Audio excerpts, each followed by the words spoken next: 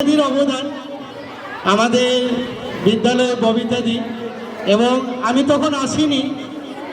আমি একটা কথা শুনেছি ববিতাদির সম্পর্কে, যে স্কুলকে ছাত্রছাত্রীদের কিভাবে ভালোবাসতে হয় এটা ববিতাদির কাছ থেকে শিখতে হবে।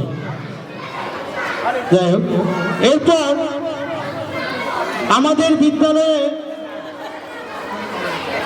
যিনি কবি, লেখক, সাহিত্যিক, উপন্যাসী, বিজ্ঞানী আছেন, তাদের কিছু প্রকাশের জায়গা আমরা মাঝে মাঝে খুঁজে পাই।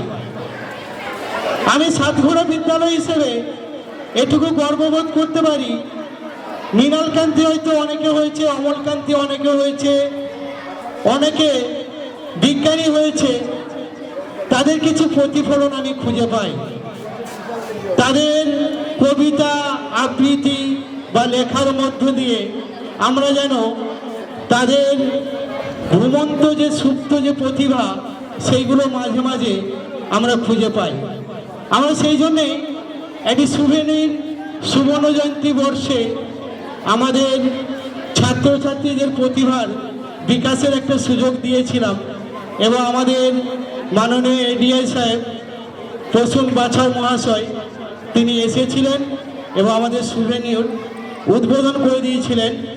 আজকে আমি আমাদের বিদ্যালয়ের প্রেসিডেন্ট সরোজ কুমার ব্যানার্জি মহাশয়কে এখানে আসার জন্য আহ্বান করছি, আমাদের সুভেনির প্রকাশ করার জন্য। আজ থেকে আমাদের সুভেনির প্রকাশ হলো, এবং আজকে আমরা ছাত্রছাত্রী বা বিভিন্ন অতিথিবর্গ যারা এসেছেন বা প্রাক্তন শিক্ষক শিক্ষিকা যারা এসেছেন, তাদের হাতে আমরা আমাদের সুভেনির তুলে দেব। আমি এখন আমাদের বিদ্যালয়ের প্রেসিডেন্ট সরোজ কুমার ব্যানার্জি মহাশয়কে এখানে আসার জন্য আহ্বান করছি, উনি আমাদের সুভেনির প্রকাশ করে দেবেন।